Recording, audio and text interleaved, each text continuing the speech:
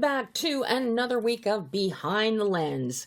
I'm Debbie Elias, film critic, creator, and host of Behind the Lens, where we go behind the lens and below the line with the movers and shakers, those film and TV makers, the producers, directors, writers, actors, cinematographers, film editors, sound mixers, sound editors, VFX gurus, production designers, costume designers, composers, and so many more.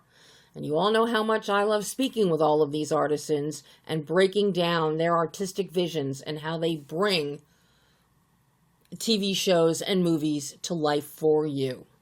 This past weekend was Dances with Films Film Festival in New York. And from all accounts, it was a blast and a huge success. And you all know how much I love to champion indie films and always have, which makes Dances with Films one of my fave fests. And how lucky are we to not only have the big 2-week DWF in LA later in the year, but also this abbreviated version in New York. And I have to give a shout out to John Wildman and Susan Engel, two incredible publicists. John was running all of the quote-unquote orange carpets at DWF New York, and Susan was not only right there assisting him and running many of them, she was also handling a couple of the films and repping those on PR. So kudos to John and Susan. Now, I was lucky enough to get to screen a few of the Fest films before their premieres and screenings at dances, as well as speak with some very talented filmmakers who you're going to hear from right now. Two standout world premieres at Dances with Films New York, and films that I already love, are the elegant and emotionally beautiful Stop Time from writer-director Paul Schwartz, and then the edge of your seat human thriller Roof from director Salvatore Sciortino and writer Joshua Tate. And this is Salvatore's first directorial narrative feature. And the work belies it. It's that good. So sit back and take a listen as we dive in. First up, let's take a look at Stop Time and my exclusive interview with writer, director, editor, and cinematographer Paul Schwartz. Oh, and did I mention he also composed the film's end credits song? He is a man of many talents, let me tell you. Now, as mentioned, Stop Time had its world premiere on Saturday at Dances with Films New York. And while currently on the festival circuit, with future festivals upcoming, I anticipate the film won't be long before the film gets a distribution deal. Now, Stop Time tells the intertwined stories of a photographer named Peter DeVries and a theatrical lighting designer named Adriana Meyer. Both are carrying heavy burdens of sadness, burdens that mutual friends of theirs believe each could lighten for the other. Over the course of 24 hours in New York City, their lives circle until they meet at the opening of Peter's gallery show, which leads them both down a very unexpected path. Now, as I said, Stop Time is written and directed by Paul Schwartz, and it stars Nelson Avedon, Tara Westwood, the fabulous Patty McCormick, yes, classic film fans, this Patty McCormick, Kelly Dedmon, Christina Toth, Catherine Corico, and Daria Carrick.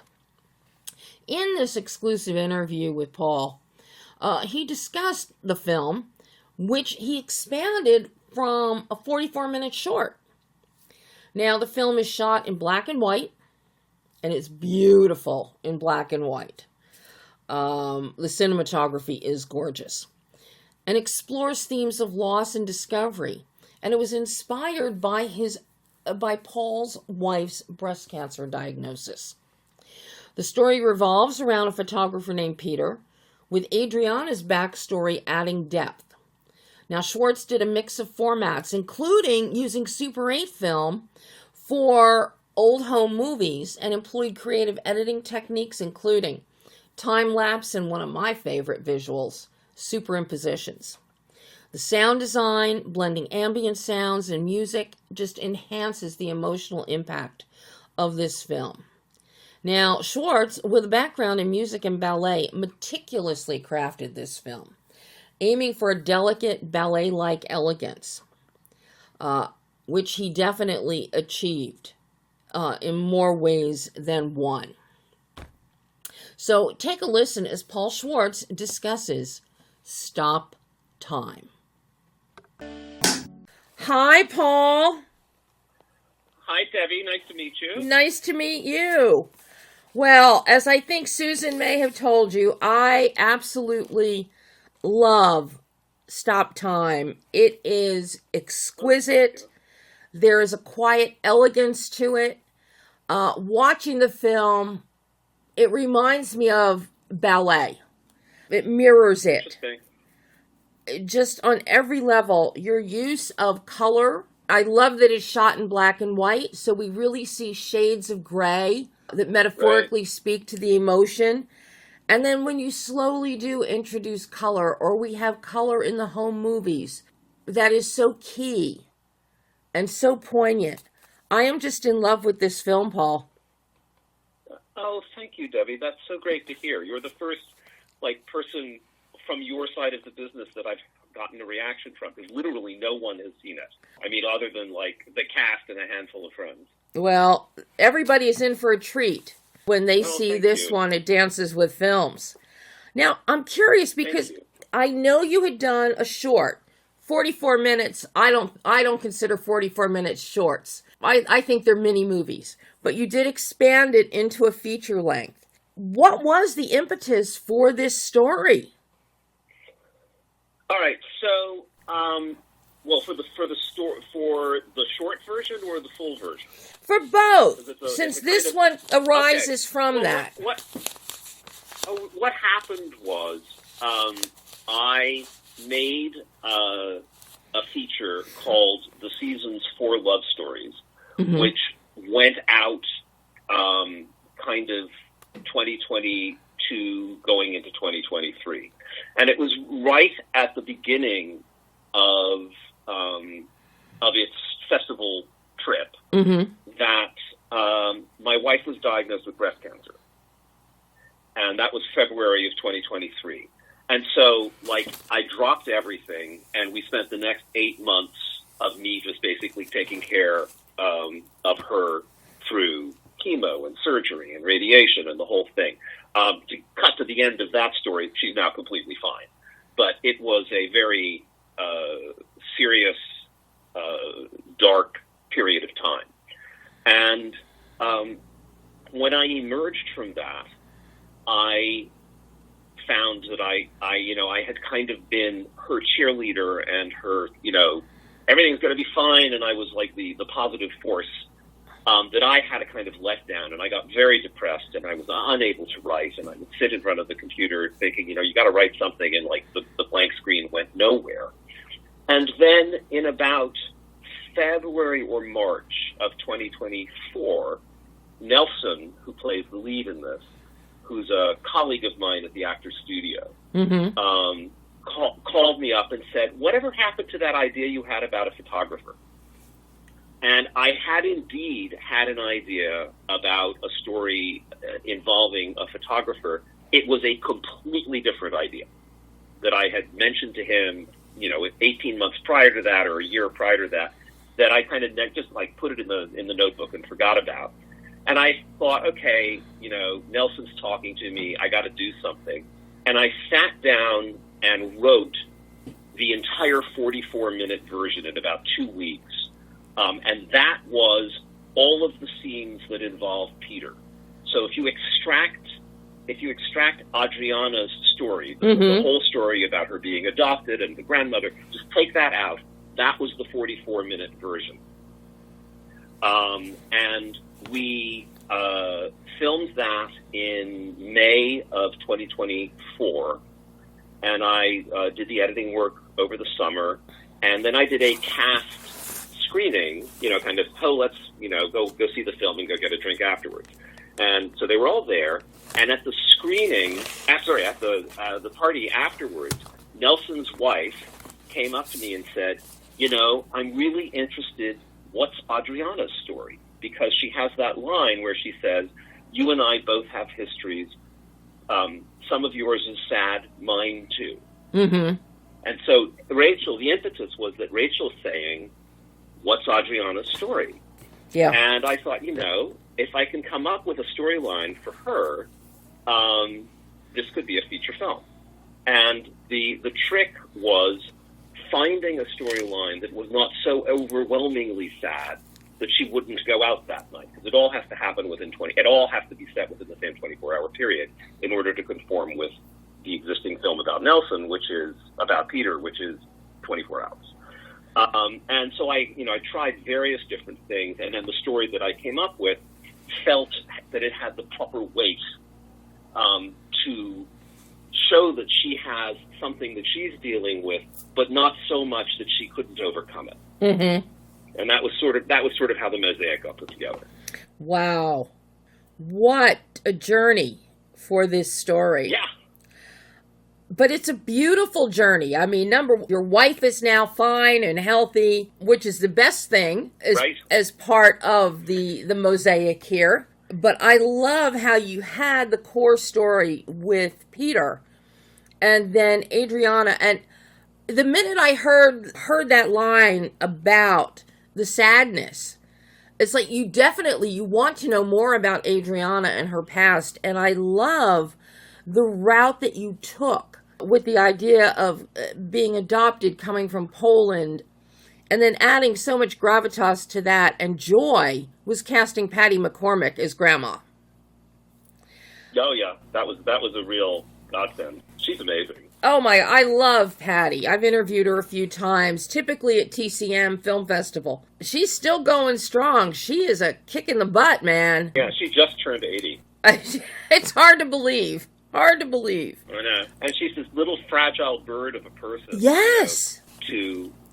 But she was, with older actors, I've made a few films with, I made one film a few years ago with an actor in his mid-90s.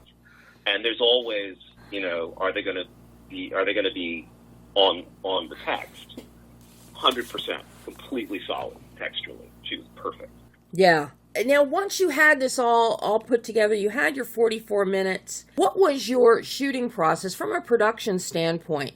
Because your cinematography is truly beautiful. Oh, thank you. I love, as I mentioned, the use of color, that washed out, that kind of seafoam green, a red balloon, the yellow of the sun and the sky in the old home movies. Just visually, it is very elegant. In addition to the story being exquisite. The concept was, I have a personal interest in black and white photography as a still photographer. And all of the images that are Peter's, in his gallery show, those are all photographs of mine. So I came in and that I had made, in years before actually making this film. They were just sort of sitting in my catalog. And I had this idea that, Peter is a black and white photographer. And so that was sort of part of the reason for choosing to shoot it in black and white, but also that Peter is living in black and white because of his sadness. Mm-hmm. And the color only appears when he's remembering when his wife was alive. Yeah. So the dream that opens it, when he sees her or mistakes the person he sees on the streets of Brooklyn and suddenly imagines that he's seeing Marin, the home movies, and then the final sequence, which is another dream. And then the idea of once he and Tara connect in that final scene, that his world bleeds gradually from black and white into color. Mm-hmm. That he is emerging from the black and whiteness. That was, the conceit of it, the idea of it. I happen to love black and white. Some of my absolute favorite movies are black and white, not just, the great vintage black and white movies, but like a movie like Ida, the Polish movie, is one of the most beautiful things I've ever seen, and it's in gorgeous black and white. It's the same. I can't remember his name, but it's the same cinematographer who did Hamnes, Lukash something or other. Mm-hmm. And so that was kind of the motivation behind it. That the black and white isn't just an aesthetic choice; it's a motivated choice. I'm like you. I love black and white film. I always have. Because there is so much richness in the shades of gray and the contrast that you get. And it's so metaphoric. It's so emotional. And I think you can feel a lot more as you're watching black and white. I agree with you. If I could make everything in black and white, I would. I mean, it's not going to be suitable for every story. But I love it. But something that you do when you are inserting color is your gradation of it, the saturation of it. You're never just blowing us away with color. No. You have tints at certain areas, just a shade. And of course, in that third act, where there is Peter and there's Marin, he's still in black and white, and she's getting a slow tint of color to her with her blonde hair. And I just love the delicacy of your use of color. Oh, thank you.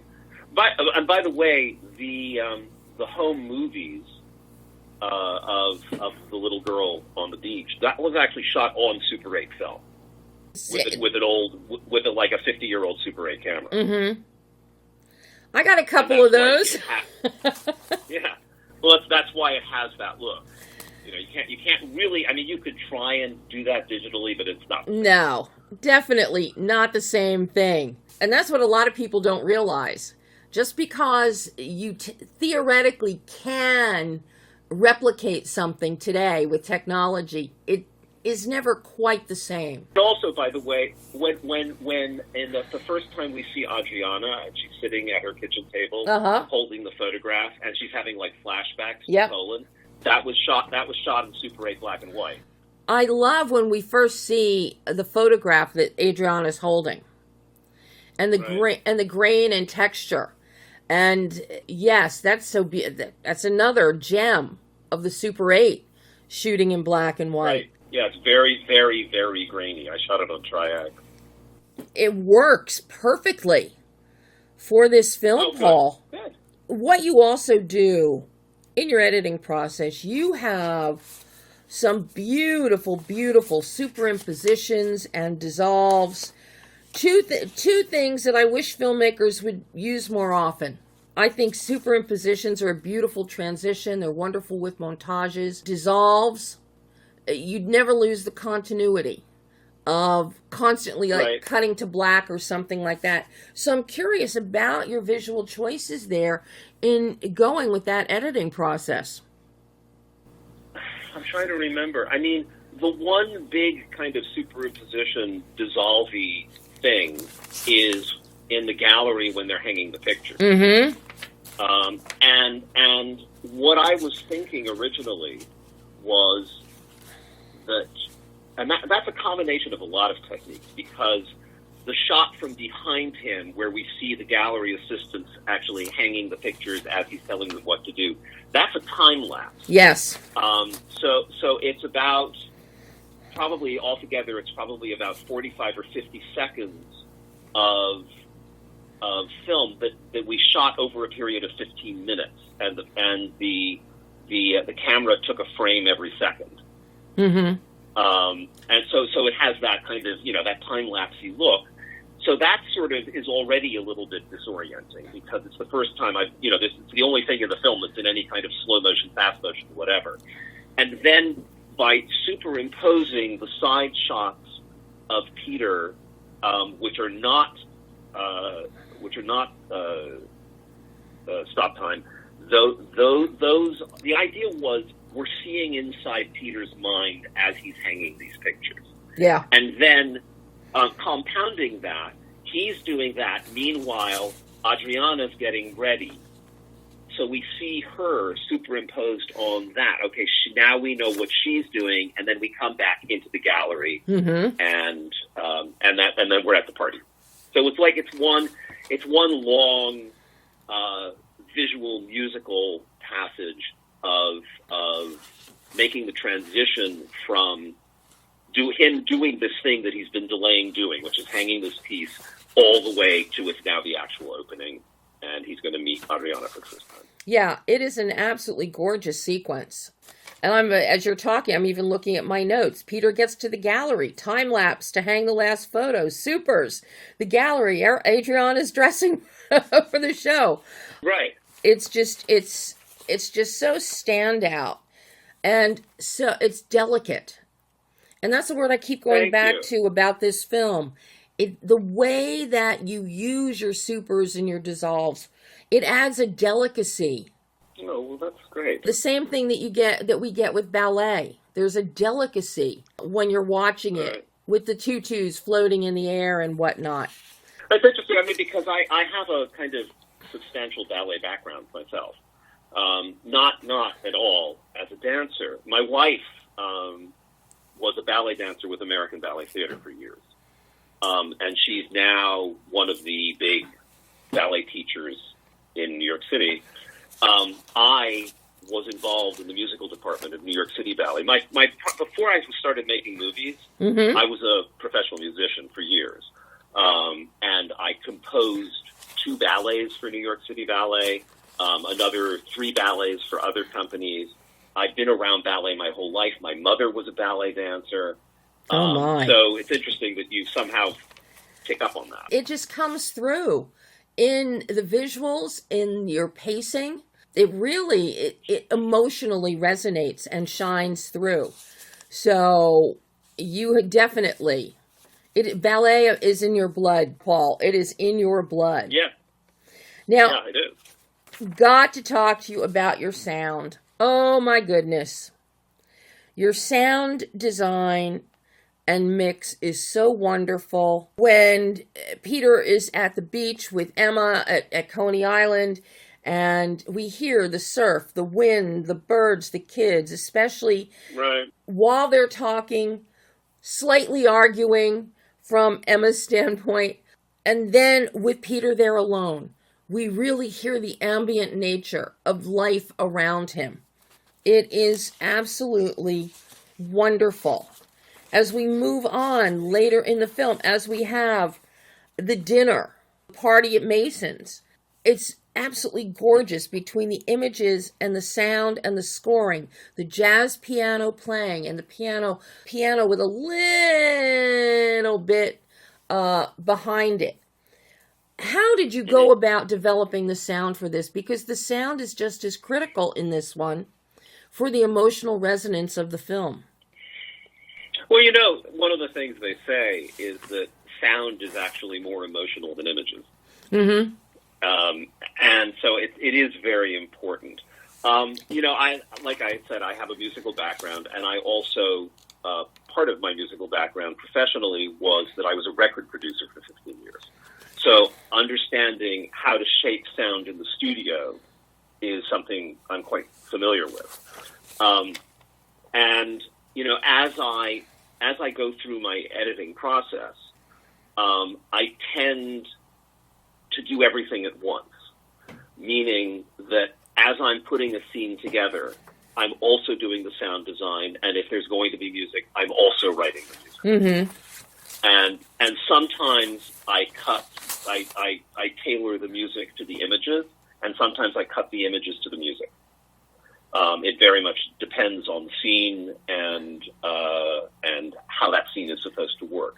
But so I kind of do whatever sound effects and ambiences there are going to be, I do while I'm actually putting the movie together in the editing process. However, the quality of the mix is entirely the hands of my post-production sound guy, whose name is Alan Douches, Douches. Mm-hmm. And he's a very, very experienced engineer and producer, and somebody that I've been working with for, since God knows, forever. And he is responsible for how everything ultimately is smooth, clean, how much of those waves you hear and how they go in and out. That's the whole mix is his. Yeah. I kind of put in the sound effect, but he's responsible for the quality of it. Yeah, the mix is absolutely beautiful, and I do love how he modulates the sounds. Yeah. So that nothing is overpowering. Yeah, it's a wonderful, wonderful job sonically. Now, did you edit as you went along? Because first you had your 44 minutes. Then you turned this into... Yeah, no, right. So what was the editing process like? In both cases, like the 44-minute, I edited the entire thing. Then I shot the 4 new scenes and then cut them into the film. So what I would do is I would take the 44-minute edit, cut at the end of the scene in the kitchen where Mason's talking to him on the phone, and then I would start sticking stuff in for that first Adriana scene. And then I would have to work out both visually and from a sound point of view how they overlap. But yeah, that was the way I did that. Now, is your process to edit as you shoot, or get all the footage first and then shoot? No, shoot everything then edit. I don't have time. I mean, I'm kind of a one-man band, so I get everything and then I sit down. I mean, now that I think of it, because there was, particularly with the Adriana scenes, because we shot those kind of scattered, like over a period of a month. We had, I don't know, 5 or 6 shooting days scattered over 4 weeks.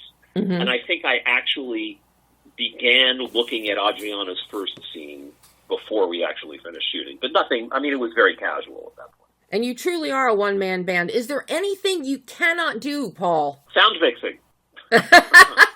I let Alan do that. You are just amazing. I mean, your background in itself just lends itself to being a one-man band and making a film. Yeah, I mean, actually, I will say that being a record producer with the way records are made now in terms of digital technology is excellent training for filmmaking, because it's a very similar process. It's you're creating bits of material, not necessarily in order, not necessarily kind of, if you have ABC, you might do C on day 1 and then B a week later, and then three months later you have to assemble them into the right order and then fix them and connect them. It's the same idea. And so I found it, I think it is actually, there's a natural kind of crossover of skills. Your work just amazes me, I have to tell you. And I love the still photography in the gallery scene. I love your still photography. And the contrast that you have with those 9 final images that Peter is hanging, and the other standalone images that we briefly get to see around the room. I love them. They're just gorgeous. Thank you. Now, thank you. I'm also very impressed with your song "Gone" that you wrote. Did you write that specifically for this film? No, that's something that I just have in my hip pocket. I produced a record in the early 2000s that was never released, and they just shelved it and forgot about it. And that song is from that record. It's beautiful. It is really. Thank you. Yeah, it's one of my favorite things that I've done. Actually, as a song. Well, I'm glad that you decided to use it in Stop Time. Yeah, no, it works. It works perfectly. So, how exciting is it to have Stop Time in Dances with Films New York? Well, I'm what's the word? I'm anticipating and nervous, because you just never know what's going to happen. But I've got a lot of friends coming. There's some industry people coming. I'm, excited. I actually, I did a test screening of the DCP yesterday at the Jacob Burns Film Center. In you know what that is, the Jacob Burns? I have never been there. I have heard of it. Okay, so it's this wonderful facility in Westchester County, just north of the city, that has 5 theaters, and they show a very, very highly curated program of films. And they have, these 5 theaters are absolutely gorgeous. There theater, and the equipment is immaculate, the sound is immaculate, the seats are like you're in a screening room at MGM. I mean, it's just it's fantastic. And I was able to get in there to see it, and what was so wonderful was to finally see the film on a big screen with cinema quality surround sound. Mm-hmm. And that's the part that for me is most exciting, is to show the film in a big room full of people and see how that plays. That's going to be really fun. Well, if I were in New York, I would come see the film again. Thank you. Now, do you know yet, will you submit this to Dances with Films Los Angeles for later in the year? I haven't gotten that far. It's out to a number of festivals, and yeah, we'll see. I should probably do that. I think you should. If they're screening it in the festival in New York, there's no reason they should not accept the film for Los Angeles. In LA too. That's sure. Just it. Paul, job so well done. I truly am in love with this film, and it does make you feel like time has stopped as we're watching this story, Peter's story unfold and Adriana's story unfold. I want to see more films from you, more black and white films. Oh, thank you. Well, I'm trying to get something off the ground now, meaning I'm trying to figure out how to write it. So, look, I'll keep you informed. Please, Paul. This has been so wonderful getting to speak with you today. And thank you. I can't wait to find out from Susan how the screening at Dances with Films goes next week. Thank you. Thank you so much, Paul. And you go have a wonderful rest of your day and week as you bite your nails waiting for the film to screen. I shall. Thank you so much. Thank you. And that was writer-director Paul Schwartz breaking down all the elements of Stop Time. Now, as I said, the film is currently on the Film Fest circuit, so stay tuned for updates on distribution and festivals where it will be playing. But I anticipate distribution won't be too far off. Now, in addition to speaking with Peter about Stop Time, I also had a lengthy chat with Patty McCormick, who I always love speaking with. And you can find that interview right now on the website, behindthelensonline.net. You can also find my full review of Stop Time, as well as Paul's interview and a written feature piece as well. So go to the website and check it all out. Patty's interview is fantastic. I will tell you that. And she's working on a very interesting project right now. You all know her best as playing Rhoda, the bad seed, from the 1956 film of the same name. Well, she's up to her bad ways again, this time voicing an animated character, the Dark Enchantress Cookie in Cookie Run Kingdom. So Patty is bad to the bone once again. But check out the interview with Patty because it's a lot of fun. And it's so nice to speak with her when it's not just at TCM Film Festival or on the red carpet. But now let's switch gears to a film that I was riveted by. Roof. That's it, one word. Roof. It's a human thriller, a nail-biter. It has some wonderful cinematic nods to beloved films of the past few decades. It boasts strong performances, creativity, and in all honesty, is a must-see film. Be it a must-see festival film or a must-see film, period. Now, the premise is, it's a basic premise. When a catastrophic blackout leaves two strangers, Dev, a trader who just lost his company millions, and Mary, a pregnant woman with nowhere to turn, trapped on a rooftop in downtown LA over a July 4th weekend, survival becomes a brutal waiting game. With no water, no exit, some dummy, and we're not going to say who, let the door shut and it automatically locks. So once you're on the roof, you're on the roof. And the city, oblivious to their cries for help. When you're at the top of a high rise, nobody's going to hear you down on the ground. Plus, with a power outage, the building they were in was evacuated. So there's that problem on top of it all. There's heat. It's extremely hot. They're hungry. They're thirsty. And it pushes them to the brink, both physically and mentally. And let's not forget, Mary is pregnant. As desperation sets in, a bond forms between them that blurs the lines between fear, trust, and something deeper. But as their bodies weaken and the roof ledge starts looking like the only escape, they must decide, wait for a rescue, or take fate into their own hands. As I said, this is directed by Salvatore Sciortino. This is Sal's directorial feature debut. And written by Josh Tate. Roof stars Asif Ali and Bella Heathcote. Great actors. So, in this fun, exclusive interview, Josh and Sal discuss Roof, highlighting its meticulous production details. Sal had nothing but praise for Jonathan Pope's cinematography. And you've heard me talk about Jonathan before with the film The Mannequin.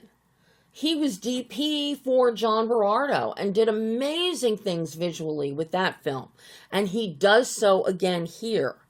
And Sal and I both were very quick to point out Jonathan's wonderful work, noting the visual interest despite the limited resources on a rooftop. Josh talked about the film's development from its initial concept inspired by The Hangover to its thematic evolution from existentialism to a journey from selfishness to selflessness. They both emphasize the importance of intentional set design, lighting, and editing, and even the makeup and hair departments with the realism, which only added to the outstanding performances by Asif and Bella. Now think about it. You're outside, it's 100 degrees, you're there for 4 days, the sun is beating down on you. What are you going to look like?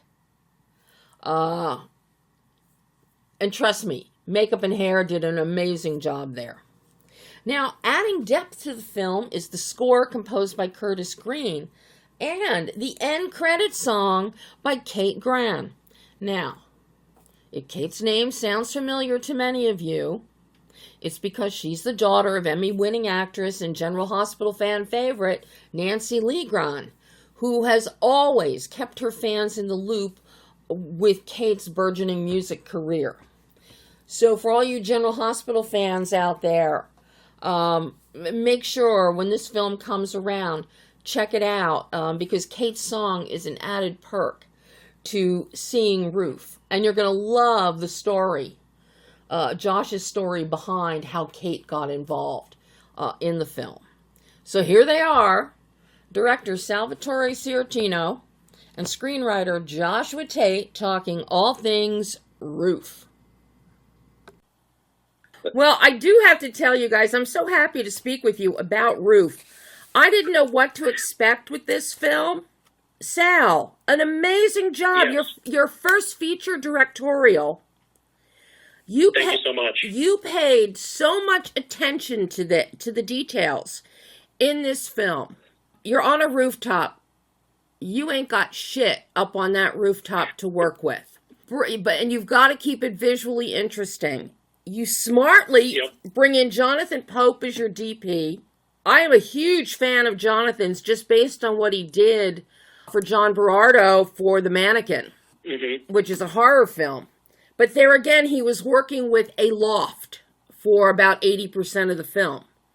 But he at least had some set dress. You have a broken fire hose, and you worked wonders.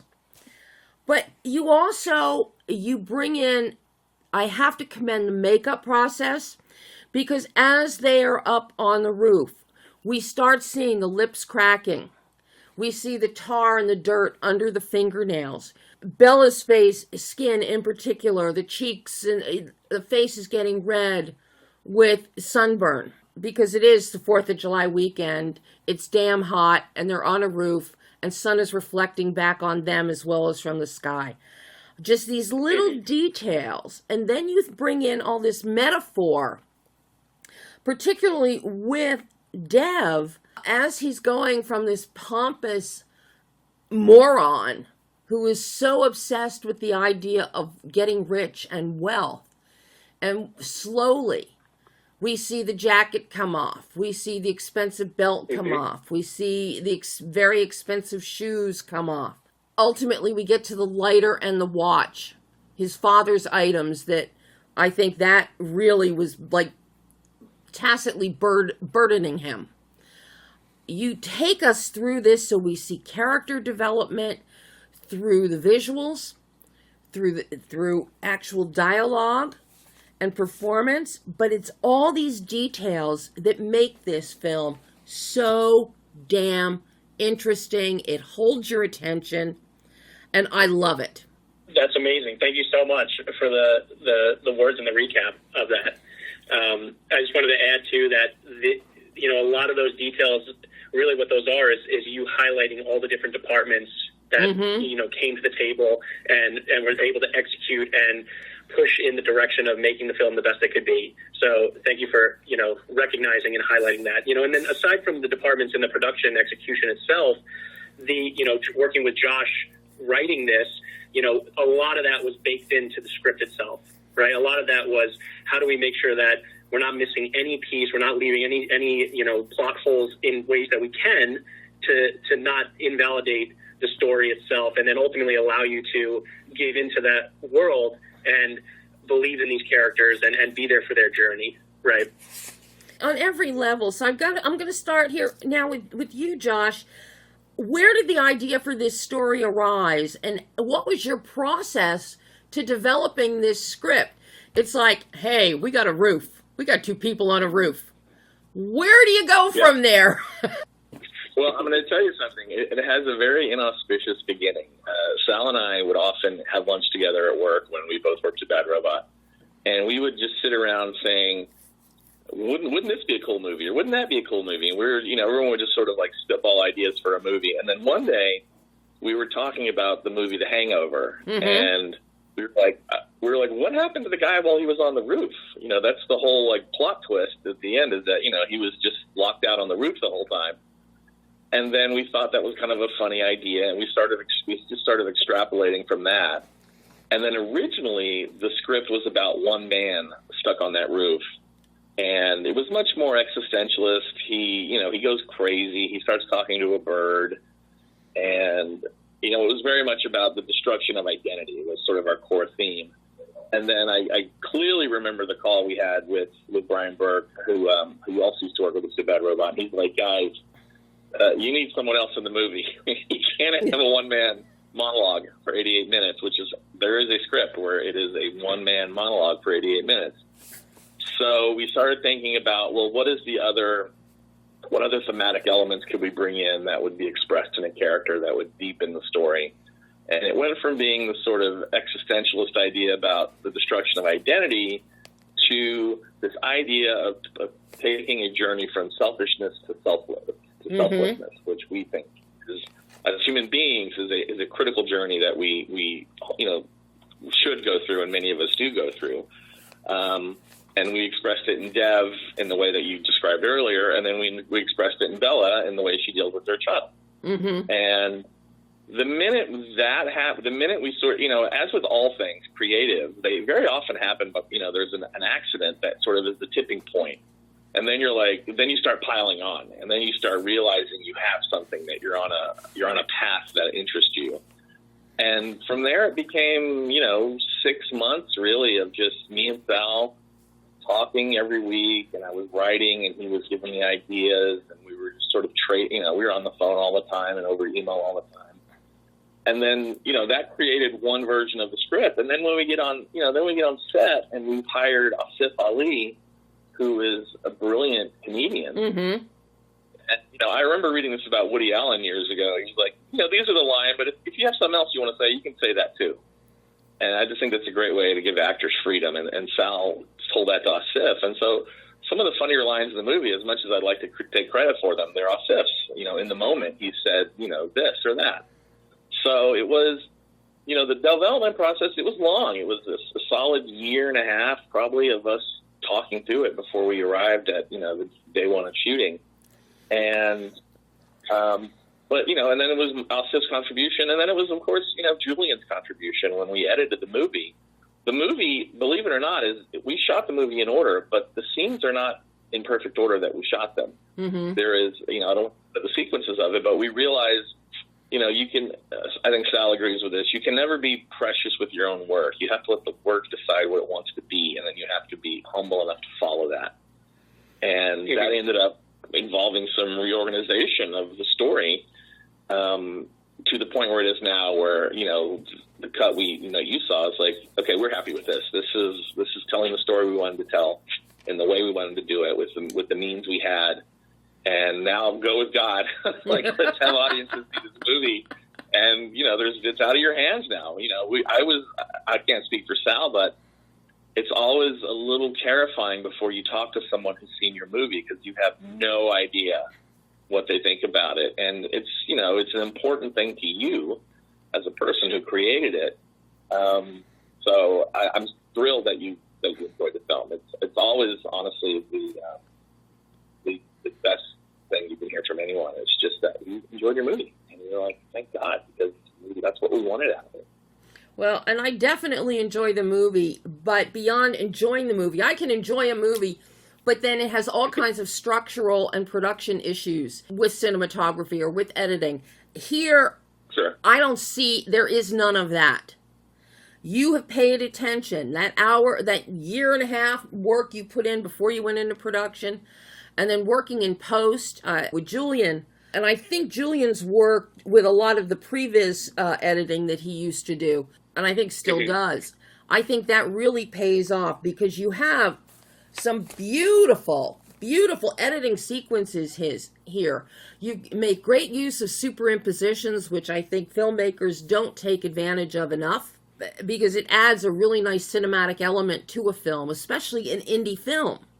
You want it to rank up there with the big boys who have $300 million budgets. So you've got some beautiful superimpositions happening here, some nice montages, that third act montage, and I'm not going to give it away, but you're in slow motion, and then you also, in the sound, there's dialogue, but it's slowed down, and it's almost like faintly in the background because of what's happening visually, and the camera is coming in closer and closer. Jonathan does a great job with bringing it in for ECUs and some extreme ECUs on eyes. So you really employ all of the cinematic elements in the toolbox to tell this story, and it's just so beautifully done. Working with Bad Robot, being close to the flame on some of the stuff that JJ's even done, there was an emphasis on really kind of trying to look behind the curtain and understand what matters, right? What really matters in filmmaking, and where should you spend the time, and in our case, where should you also spend the money, since it's limited. And that was our goal the entire time, which is everything that you're doing, I don't care if it's the set design, the props, the lighting, it's all an opportunity to help tell the story, right? And that's what we were trying to be intentional about, is how can even something as small, and I'm sure 99% of people won't catch this, as, Bella having a pretty neutral outfit, but within her purse, there's a lot of red elements, the cigarettes, the lining of the purse. Those are intentional. This idea of this inner confidence that she has always had. She just has to believe in herself by the end of the film. You know what I mean? So every little piece that we can try to infuse intentionality and storytelling, we did that. We tried to do that. Well, I think you definitely succeeded with that.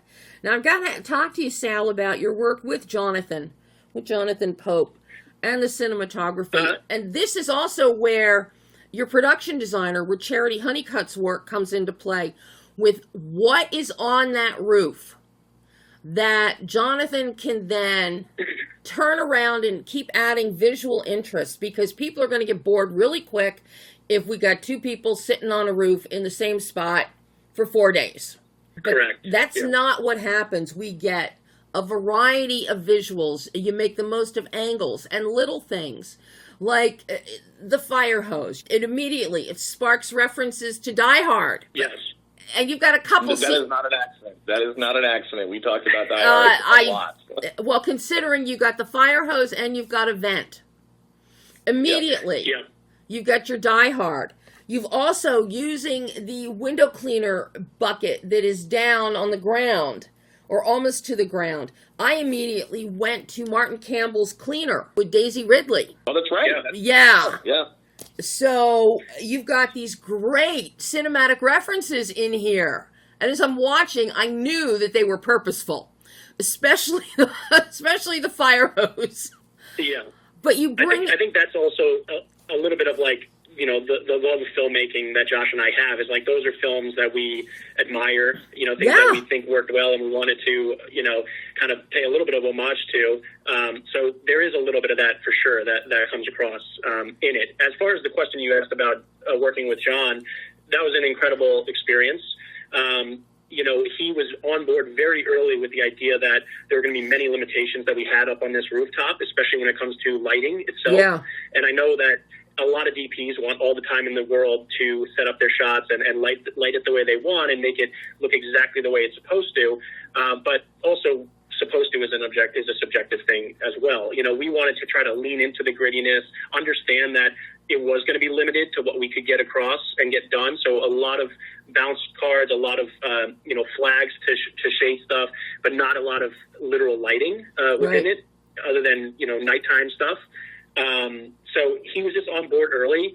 And then also you mentioned it about like just being stuck on the roof for 90 minutes and how do you make that interesting? We tried to make a crescendo across the film that starts out with that follows our characters, right? It's like these isolated, a lot of negative space, very far apart shots in the beginning of the film with them. And also a lot of times even the blocking itself where early on in the film, they're sitting on an air vent, kind of waiting around, and their bodies are literally facing away from each other, right? Yeah. All the way to then kind of progressing where we get a little bit closer, a little tighter, and then obviously there's moments where they're, you know, face to face and extreme close-ups throughout the film. So that was one intentional piece, and then another one was just the color grading and trying to see is there a way that we can start out a little bit more washed out and bleached vibe on the roof and then kind of move it into a little bit more of a, you know, golden hour cinematic feel throughout the film. So John, I owe a lot of that to John. He was on board with that idea and that process. We were very close on set working together every step of the way to make sure we were getting the shots we needed in the time frame we had. You know, we were shooting 9 pages a day, which was crazy. But yeah, we were able to kind of shoot it a little docu-style in a way, but not with it feeling documentary style. More so just the practicality of how you're setting up the lights and the crew. Now, I've got to ask you, because there is so little in terms of accoutrement and props that you have on a roof, how much of that was actually there? Did they really have a broken fire hose? Did they really have a broken water spigot to turn it on and off? They did not have it. That was the production department coming in for us and building the box that Dev climbs on to reach the window washer platform that was constructed. And then also the air vent they sit on is constructed, and the fire hose itself. That's all been constructed, including the air vent that she climbs into. That's also added in as well. Because I was wondering, because I've been up on many, many roofs before in tall office buildings, and generally there's not a whole lot there unless you've got swamp coolers, cooling systems, things like that. But you don't have the little accoutrement. And you even keep that very scant, what they have to work with. So it's very believable that how the heck are they going to get off the roof? There's no way to get off the roof. But then you also get some comedic moments in here. The nail file, the nail clippers, that scene is priceless. And so much of that is because of Bella and Asif and their performances. I could just imagine myself there yelling, "No, you're doing it too hard. You're going to break it. You're going to break the file. You're going to break it." And you hear her voice, and it's rising in pitch as she's getting frustrated with him. Some really fun stuff comes out of this too, and you wouldn't think so. Yeah, it's interesting, that scene specifically. It almost, in my mind, it's a little bit of a reflection of one of the earlier scenes in the film when he makes the trade, right? Mm-hmm. This unreasonable trade, but there's not someone there to call him out for being a little bit ridiculous. And in this case, he's doing a similar thing. He thinks he can control it. He thinks he's able to, take control of the situation, but he can't. And there's this other person that's calling him out for it in the moment. Right. Yeah, and it's funny, all my notes on the film, and that's one of the things that I even have in my notes, is that the power position, the control position, it shifts from beginning to end. She actually is in control at the beginning. She's got the common sense. He doesn't want to listen. And slowly we start seeing more depth come in to Dev and to Mary. And there is a total shift until we get to that third act. And eventually we are leveling up the playing field emotionally. And it's just so beautiful the way you've done that. And again, so much of that, I think Julian is responsible for in the editing process. Yeah, the edit was definitely a place that we crafted and shaped a lot of it. Like Josh said earlier, there's full scenes that take place out of sequence that just fit more chronologically into the emotional sense out of what we had before, and we moved those around to just kind of everything honing in and amplifying that journey that they have. Yeah. Mm-hmm. Yeah, and we also thought early on too that if you're going to put people in a single location with two actors, you have to have some humor. You have to break it up. You have to have lighthearted moments, like the water bottle scene and like the scene you mentioned before about the nail clippers. It's like, because if you don't have that, it gets very serious and very navel-gazing very quickly. And so let's make sure we're offering moments of levity and also kind of moments of action to the degree that we were able to pull off those action sequences, just so the film feels, broken up in a way that there's dynamics, valleys, and there's hills, in the story as it unwinds. And you build in a lot of tension, too. There is a lot of tension, especially as we lead into some of the action sequences. Got Mary, who's pregnant, and she's going to be climbing up into a vent, and you're, like, cringing. It's like, oh, my God. Is she going to, fall? Is she going to miscarry? What's happening here? Mary is pretty fearless, and Dev gets to be the one who's more skittish and reaches a point he's afraid to do certain things. But you build tension, you have humor, and then, interestingly, your composer, Curtis Green. I love, early on, the score has almost some horror vibe in the motif, and that changes through the course of the film. So you start off thinking this is going to be a horror film. And I like how Curtis's music turns us on our head. Yeah, I think Curtis was, he's such a talented guy when it comes to, writing and composing music for us. And it really elevates the film to, another degree. And having his experience, working closely with Michael Giacchino and that kind of presence, I think that also helped lead into, the level of experience that he has, making this film, taking this film to the next level. We workshopped it and we kind of honed it in with the themes for them. But yeah, I think it's, and we even had some of the cello that is at the end of the film was played live and recorded live, which I know sometimes, especially in the indie world, it's difficult to get any type of live musical performance throughout your score, Of course, your end credits song, Alive, that Kate Graham does. You guys really need to lean into the fact that Kate wrote and sings that song because her mother promotes her so much to all the General Hospital fans. I don't know. Really? Right, yeah. We've known Kate. I've known Kate for years. I've known her since she was a kid because, I've known Michael for a while, and Kate was roommates with Mick, when they were in their early 20s. And she was great. We gave her I think a two sentence instruction. I was like, can you help us write a song? Can it feel sort of like this? Because we wanted it to burst. Because the movie is, it's hopefully people are feeling a little wrung out by the end of it because it's a lot of emotion. Mm-hmm. And And then we just, this fierce burst of optimism at the end, and then she just walked away, and her and Charles worked on that song for a few weeks, and as soon as we heard it, we're like, yes, which is the greatest feeling in the world, and it's something I think too few filmmakers do, which is hire people you like and then trust them, and you'll be amazed at the degree to which they will go for you if they don't feel like they're being sort of puppeteered, and they have the freedom to sort of show their talent, to explore, what you've asked of them. And I think I love the song. I think it's great. But I was just so tickled when I saw that it was Kate who did it and who was singing it. And I'm like, oh my God, I hope they lean into, and a DWF, mention Kate. Bring in those General Hospital fans who are diehard and who love her mother. So that's your bonus tip for the day, boys. I know. I was going to say, but as soon as I get off, I'm going to go on Reddit and hunt these communities down and let them know about it. I'm not kidding. No, it's the thing about any film festival. Like ultimately, the audience is your responsibility. It's not someone else's job. It's your job. So Sal and I have, doing everything we can because we want the theater to be sold out. We want people to be talking about our movie. And we are the right ambassadors to do that because we're the ones who worked on it, and we owe it to everyone who worked on the film and anyone who invested in us and in the movie to have a success to whatever degree we're able to bring it. So, any hints, I'll take them. I'll run.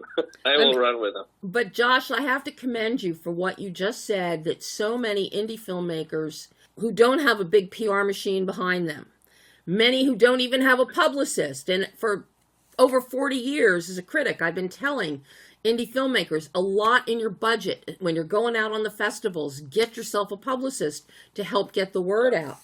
But as you very smartly said, it's up to you guys to build your audience at this level. So I fully see you guys having a full house at Dances with Films. Because we don't watch the film, we watch the audience. All filmmakers watch the audience. Yeah. They've seen the film a thousand times. So I'm just looking forward to that experience of being able to see people see our work. Are you going to pull a Tom Cruise and stand in the back of the theater to watch them? That's a good question. I don't know. Yeah, I'm not. I'm definitely not going to eat popcorn the way Tom does, which is always a source of constant amusement to me. It's so funny. I years and years ago, I worked on a Mission Impossible movie, and Tom, everyone who's ever worked with Tom is like, he's a really, he's a worker, man. He'll do whatever you need him to do for the movie. And when I saw those popcorn videos pop up, I was like, this guy's never eaten popcorn before, has he? He's claiming to be the world's greatest popcorn lover, and I'm like, something just doesn't line up here because he's throwing the popcorn in the air, which you'll see if you meet me in person, you'll see I'm a popcorn eater. And we don't eat popcorn that way. We shovel it into our mouth now, like a hungry dog. Now, is Dances with Films is this the premiere for Roof? Yes. Yeah, this is the premiere. So, how excited are you to get into DWF New York? I mean, I'm very excited about it. Mostly just because I'm excited for people to see the film, and share it with the world. But this one specifically, obviously playing in Manhattan, that's an amazing opportunity, and I'm very excited. Now, do you anticipate that you'll also be in DWF LA later this year in June? I think. Yeah, we'd love to. The idea is to do as many festivals as we can. To go through a run of festivals just so that we can travel with the film, meet people, and the goal is always how do we get the film into a place where people who aren't able to come to the theater in New York, can watch it, in Kansas or in Washington State or wherever they may be. So, we're up for doing whatever it takes to bring the film, to a spot where others can see it, whether that be a festival, whether that ultimately be, a streaming site or wherever, or, God willing, a theatrical release somewhere where people have the opportunity to see the movie as it was intended. Our movie was shot with a lot of wives.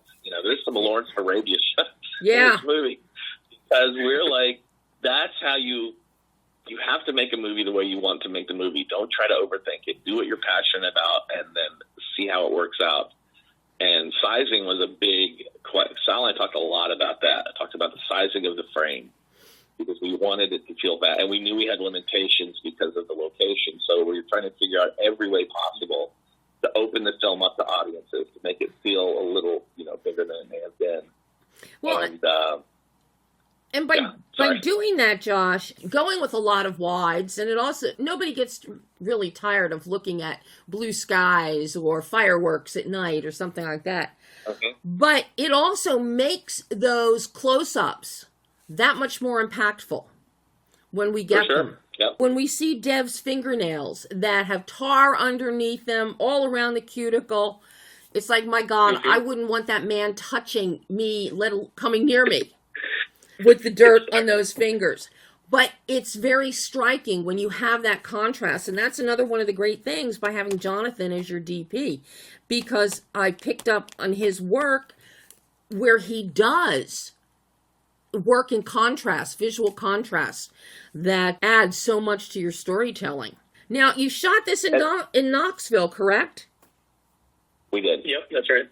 Any plans for a special screening in Knoxville? We'd love to do a screening in Knoxville. We actually talked about going back to the same building and seeing it projected on the side of the building and have the crew come back up there. So that's definitely something we'd like. It's Kurt Willis, who runs the sort of the film department for Knoxville, was such a huge help because the movie was intended to be shot in Los Angeles. We were weeks away from shooting this movie in LA, and then there was a COVID outbreak, and then we were like, let's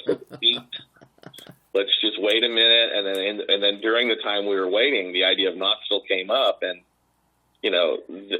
LA is a tricky town to shoot in because everyone wants their piece, and it gets very expensive very quickly, even for indies. Yeah. Whereas in Knoxville, we almost laughed when we were talking to the locations person, and they're like, "We can get you this building. It's going to be $3,000," and we thought that was for a day, and no, that was for the month. and we had 2 floors of an office building below the roof, and honestly, Sal and I were just stunned. We're like, we'll figure it out. Because you may not, it's pretty invisible there. I don't know if you picked up on it, but this movie has well over 200 visual effect shots in it. And they are all the same shot, which is how do we remove the Knoxville skyline and replace it with an LA skyline so that it still feels like it's in Los Angeles, which was maddening. It was a maddening task to get there. But to your earlier question, I love Knoxville, love the people of Knoxville. The crew is great. They do a lot of true crime stuff there. So what you end up having is a crew base of really smart professionals who, when given the chance to make a purely narrative film, not only jump at the chance, but bring a wealth of experience and talent and spirit. And that's the other thing about John, too. Like, work aside, I love John's work, but I love John because his willingness to do anything it takes with a smile and, an alignment with whatever we needed, it was always there. It was like, John, we're going to need you to jump off the building for this shot. He'd be like, great, let's I'm going to land. But jumping off buildings, you had safety measures in place. Let's stress that. Yes, we definitely did. All safety measures were in place. This is not the Roadrunner and Wile E. Coyote pulling off some stuff. Yes. No, we followed all the multiple pieces. Like there are, I think, 4 different pieces to that scene that were shot in different areas on the roof and on the ground, and that are purely VFX. So it was complex. Yeah. Safety was always the number one priority with whatever we were doing up on a roof, especially in a situation like that. I think anytime an actor ever even stood on an apple box, we had a stunt coordinator there, for protections. Yeah. Just amazing job, guys. So I got one last question for both of you. I mean, Sal, this is your first feature directorial. You both have a wealth of experience working at Bad Robot. All of your VFX work in the past, Sal, and Josh, working with JJ. Yep. So I've got to ask each of you, what did you learn about yourselves as filmmakers and storytellers in making Roof that you can now take forward into future productions?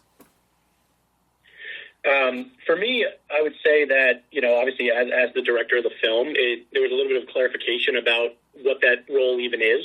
There's a lot of, yes, there's the stuff everybody knows about telling the actors what to do, but a lot of it also, is people management, understanding your crew and getting everyone to be marching towards the same goal. Another piece was, and this was specific to Bella and Asif, they're very different actors. They look and they take direction very differently, so understanding that communication style is going to change depending on your actors, and that's a personal connection and relationship you have with them to achieve and be successful, and that's going to be different for every single actor. That was something that kind of I was able to learn and understand going into the future films that I want to make. And what about for you, Josh? For me, it was that this is the place I want to be. I remember when the first big movie I ever had any meaningful role in was when we were doing the reshoots for Super 8 back in 2000, whatever it was, 2010. And then, I worked on the Star Wars movies, I worked on the Trek movies, I worked on the Mission Impossible movies, and I love big movies, I love going to big movies. But as a storyteller, I realized I want to make small movies. Like there's a freedom in it, there's an immediacy to it. There's something about having a small crew that well, that you're all talking together, because the only way to mount a truly large movie is to have just so much compartmentalization and so much delegation. That's the only way those machines can move. And again, I love those movies, but I don't want to be in that world. I want to be in the world where we're making smaller movies. We have, we're telling a story that may not necessarily be what, the Sonys or the Paramounts or the Warner Brothers or the Netflixes of the world want. But, at the end of the day, your life is your choices and what's going to make you happy. And I think what I realized about Ruth is what makes me happy is being right there in the middle of it and telling the exact story we want to tell and being able to do that. And then, the next movies I want to make are all like that. They're all, the idea of creating a little jewel box.